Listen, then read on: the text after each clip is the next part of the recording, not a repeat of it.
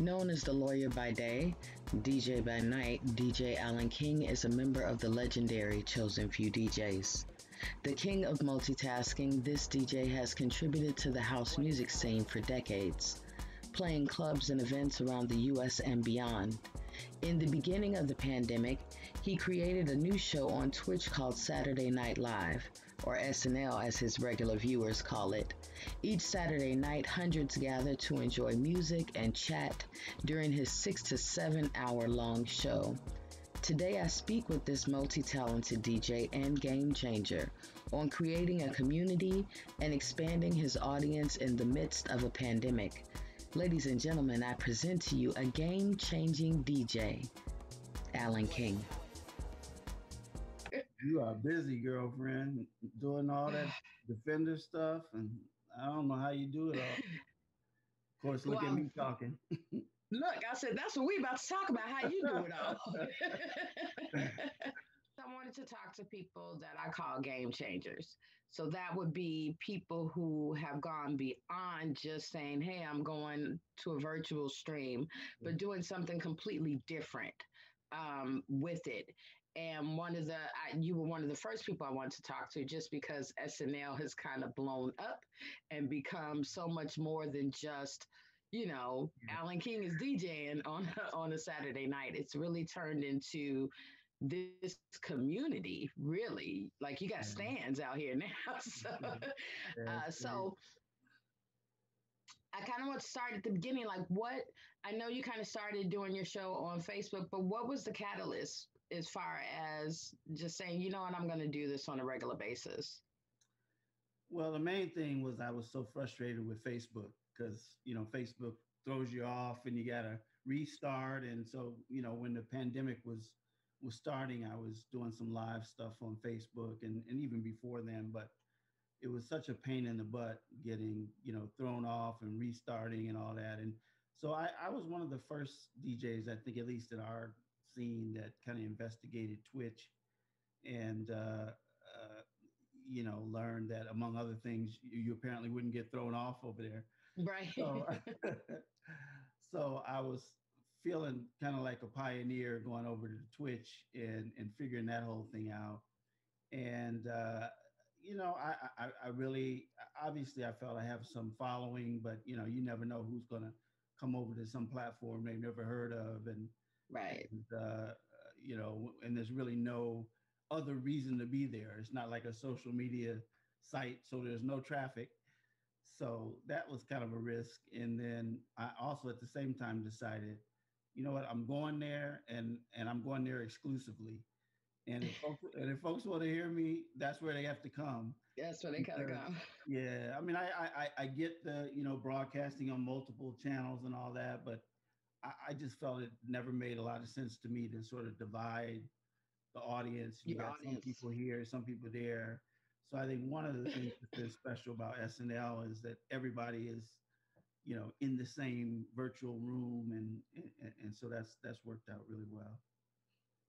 It's funny because when I first followed you to Twitch, I remember I was watching on my TV and my son was like, why are you on Twitch? That's for gamers. Right. He was familiar with Twitch. I had no idea what Twitch was at the time. So he was the one who actually had to educate me on how to even use it. But most people go and play an hour or something like that. You've been doing these marathon, all nighters. What made you decide to even do that? Yeah, and that really wasn't the plan. I would say like the first couple of times I went live on Twitch, I had no plans for how long I was going to play, but folks started showing up and I was having fun and they were having fun and an hour became 2 and 2 became 4. So after like 1 or 2 nights like that, I did make a decision. First of all, I think I was fortunate that I kind of like staked out Saturday night before anybody else did. Yeah. A lot of DJs were doing different things on different days and during the day, and nobody really had staked out Saturday night. And I think that's part of why it works so well is because, it's crazy times, but Saturday night was always the night where folks would go out and they would hang out late. So, I just had fun those first couple nights. And then I realized, like, this is such a great opportunity because I hate, these 1 hour DJ slots. And even when we're in the real world, and even if it's a festival or whatever it is, Mhm. this 1 hour, maybe two at most, but more often it's way too many DJs on the bill, and we're playing an hour and what I like to call these microwave DJ sets. Yeah. So it was a real chance to like be able to stretch out and play a whole lot of different things from brand new music to really old classic stuff, and then everything in between. And all I had to do was walk downstairs to do it. So it's not like the same wear and tear of going out somewhere to a club and playing for 6 or 7 hours. Yeah. Um, so it's the kind of thing I would do from time to time just by myself, nobody watching. Um, Hmm. so all of those things kind of came together, and then I just you know decided to let's do these long nights and see how many people will stay with me and who's going to stay up and what it's going to look like, and all of that has kind of just fallen into place. So I have literally been listening and then I'll kind of doze off and I wake up and you still going. So I it's know still.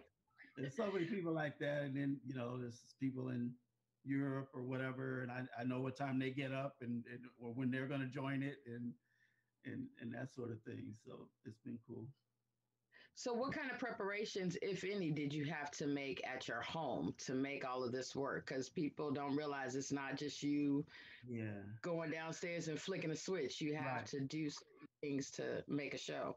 Right. And I really have to give a big shout out to Mike Dunn, as I always do.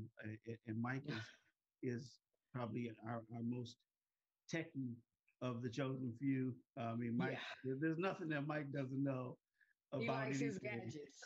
Yeah, he likes his gadgets, you know that. And so he actually helped me a lot getting set up with this OBS program, which is kind of the basic broadcasting system and cameras and all that stuff. So, um, Mike really got me straight in terms of, my sound and the visual and all that. So, I'm still not doing as much as a lot of people are with the crazy Yeah. visuals and the green screen Yeah. behind me and all that. But the most important thing was the sound's got to be on point, and so I think that's been the case. So just after spending a lot of time with Mike getting right, everything's been pretty simple now. Now it's sort of a turnkey thing every Saturday night. So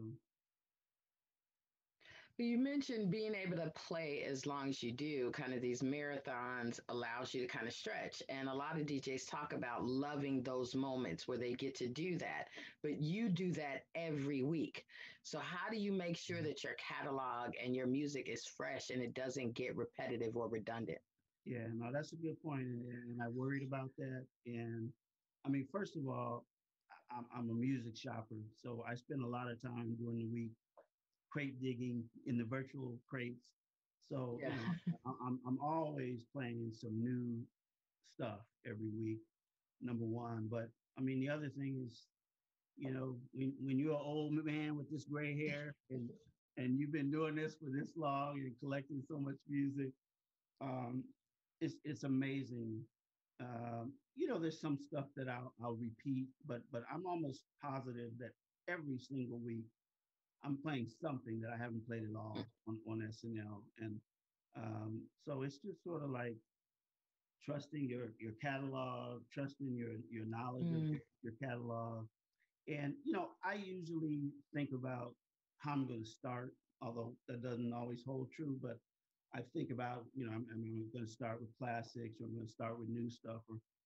But after four or five of the first records, it's a completely unplanned blank slate, and I just kind of go with what moves me, and that could be old, it could be mm. new, and again, it's just when you don't feel rushed, like I got to play these hot records, I got to play these jams in the next Right. hour, or you know, it's a totally different thing, and I can explore some things, and I know my crowd's gonna stay with me, and so it's You taken us back too and revisited some songs we haven't heard in a while too. So it's been a nice little mix of the old and some of the new. So Yeah, there have been some songs you play where I'm like, oh, I forgot about that one, you know. yeah, Gotta pull that one out. So it's been a nice mix. I want to talk about the community that you have built. Like you said, you had a following, obviously, as a DJ, individually, as a collective with the Chosen Few DJs, but your audience has expanded as a result of yeah, your Twitch show. What has that been like to see yeah. growth in the middle of a pandemic? Yeah, no, exactly. I mean, that has been one of the most pleasant surprises of the whole pandemic, and certainly my following has expanded, and folks in Chicago for the most part were all obviously familiar with me, but even a lot of them know me playing 1 hour every July in the park. Yeah. And like it's like, whoa, I didn't know he could do 7 hours, right. Right. So it's just built, it's built upon itself, and it's been really nice. I mean, there's been a lot of high profile industry people that will pop up, and whether it's Spinna or Jelly Bean or Ultra Nate. Yeah. So I think it's a combination of word going around that this is something that's kind of hot to check out. I think thank Robbie, the promoter, and others that are promoting the show. But yeah, so as you know, every once in a while I'll ask people where they're tuning in from, and it's Yeah. amazing, like all around the states, other foreign countries, and so it's really been a blessing. So I think it's a combination of the music and what I'm doing, but also, as you say, I mean, just the community that has been built, and the chat room is just like crazy off the chain. It is. It's hard to keep up sometimes. It's one of those fast moving chats. And even in the chat, like I've met people in your chat that, well, virtually met people that I've been able to connect with more probably than I would have had I been out in clubs and such. So it's been really cool. And I know I mentioned it in an interview I did with Terry, even as an artist, being able to release music Right.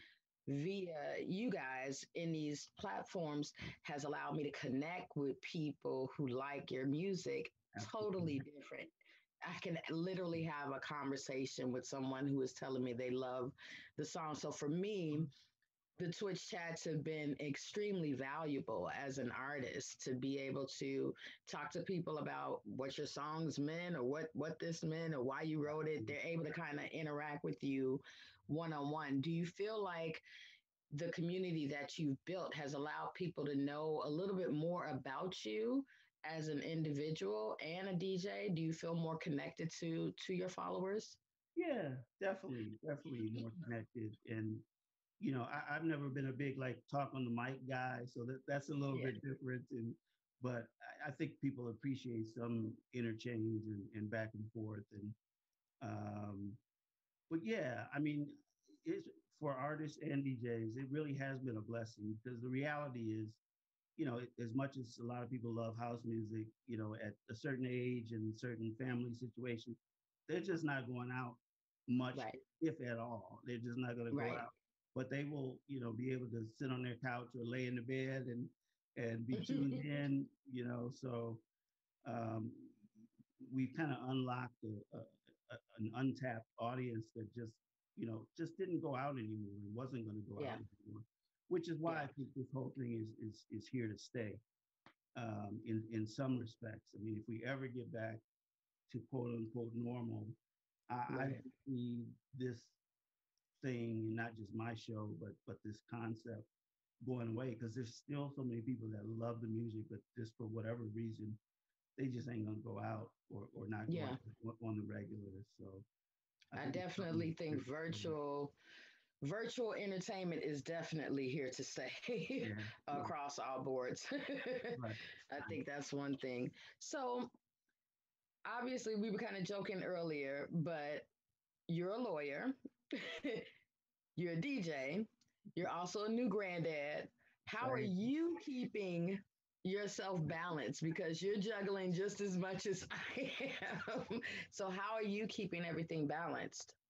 Yeah, I know, and quite frankly, the only thing I haven't been doing on the music side is production, or not a lot of production, and that's just been Hmm. a victim of I just don't have time for one more thing. It's like like I Right. either got to do this or do that.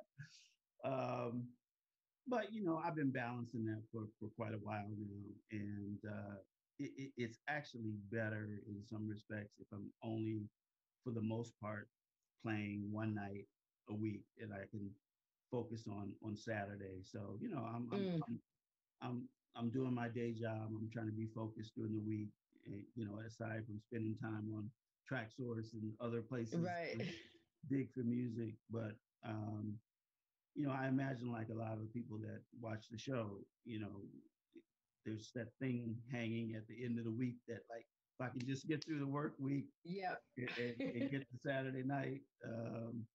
So I look at it that way too. So yeah, we're busy. You're busy, as crazy busy as well. The artist, a mom, and a writer, and a blogger, Yeah. Right. and other things. So The it's irony is, just I about think having I've a been, balance. I think it's been busier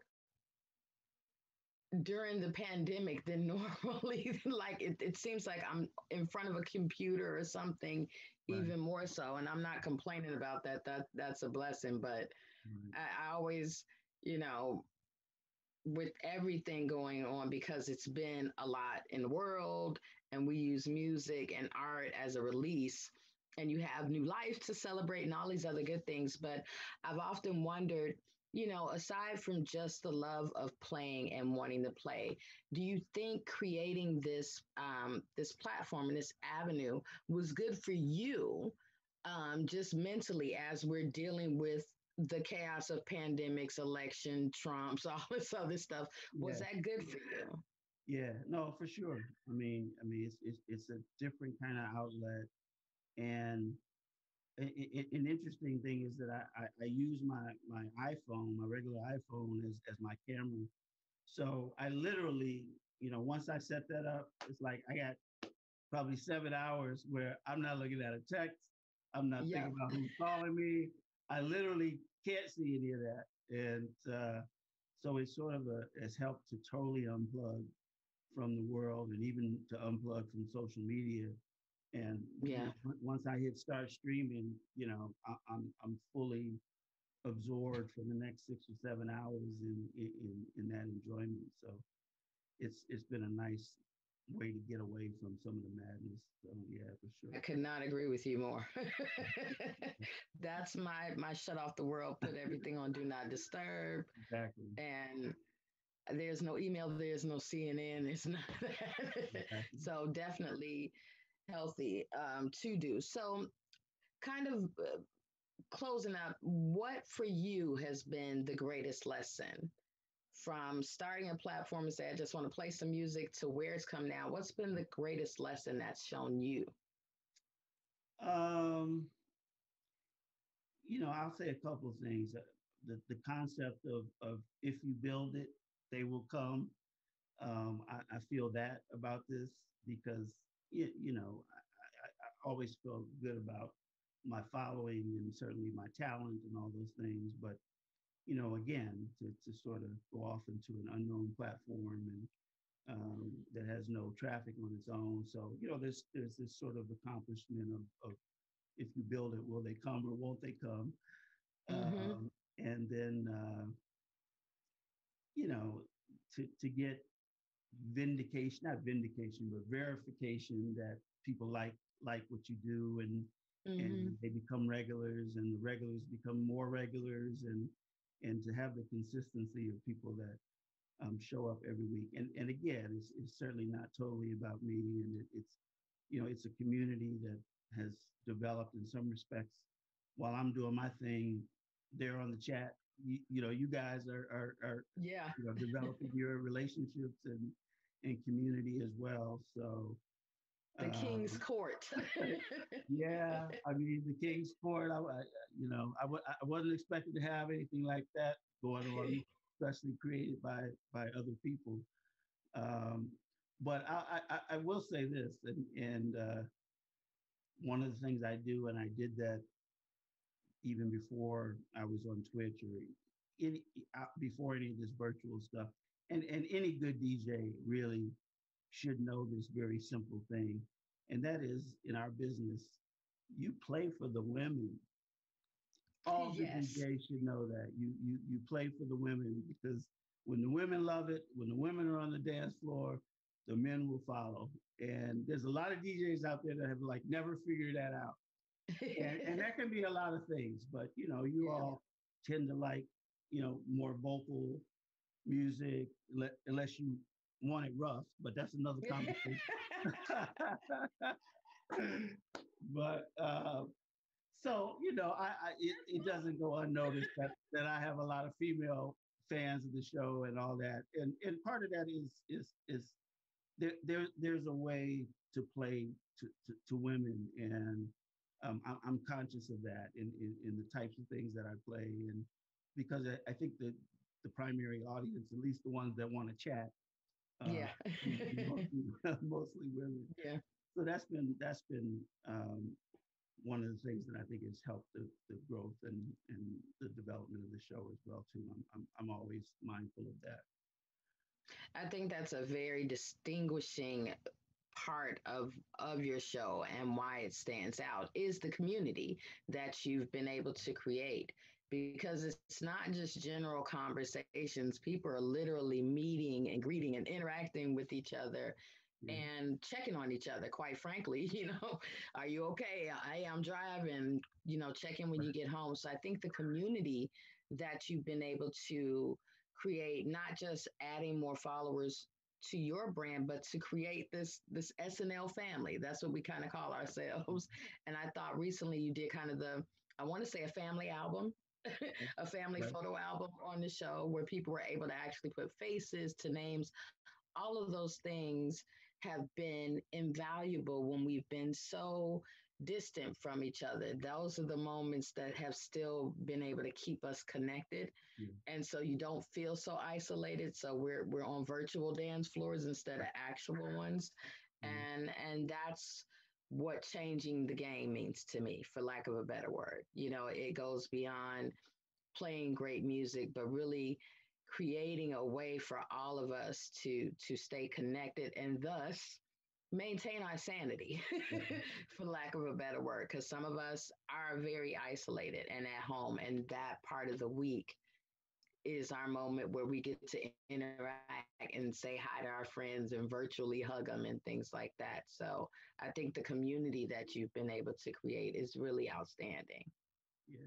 Well, like I say, we all created it together, but I definitely feel that, and it is a family at this point. So I'm just worried about if we go back to like the real world. Am I ever going to be able to stop doing this? I don't know. I don't know. The SNL family. Y'all gonna be cursing me out. Like, what you mean you're not doing Saturday nights anymore? Right. They want their 6 and 7 hours from the king. Right.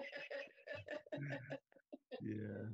But And they'll a lot of my DJ friends think I'm crazy because like I'm giving away so much free music like every week. definitely. Like, dude, you should be getting paid this, and I get that, and I get all that, but I'm fortunate to be in a position where I don't need to have that income to eat, at least for the moment. Right. Right. And it gives me more than I give to the crowd. So Mm. that's the way I look at it.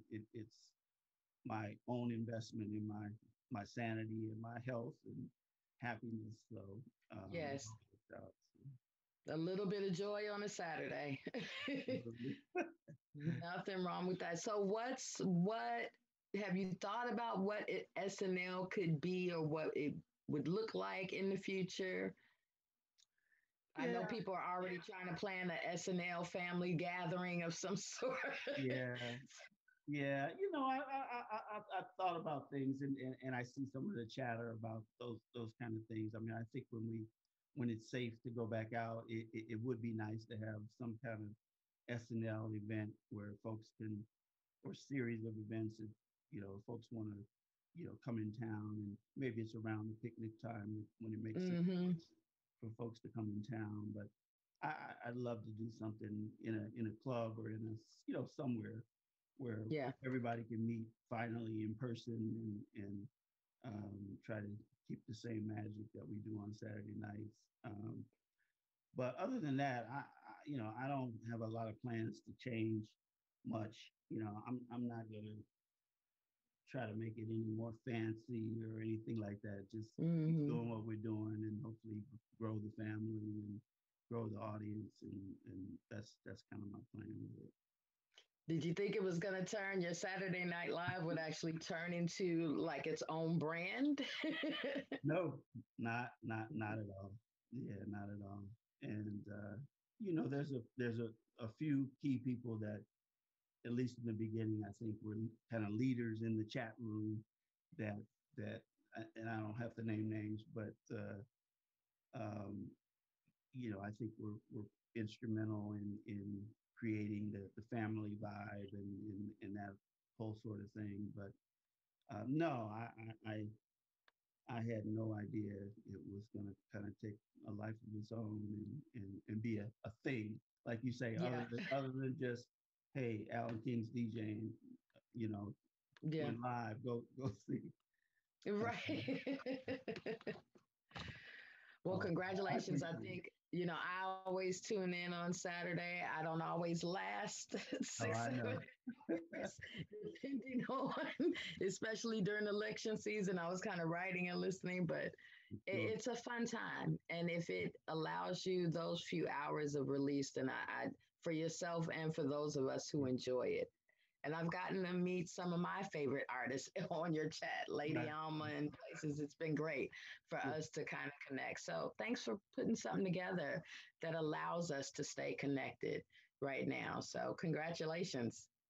I appreciate you wanting to talk about it, and I appreciate you every Saturday night too. So, Saturday Night Live with DJ Alan King airs every Saturday evening at 8 p.m.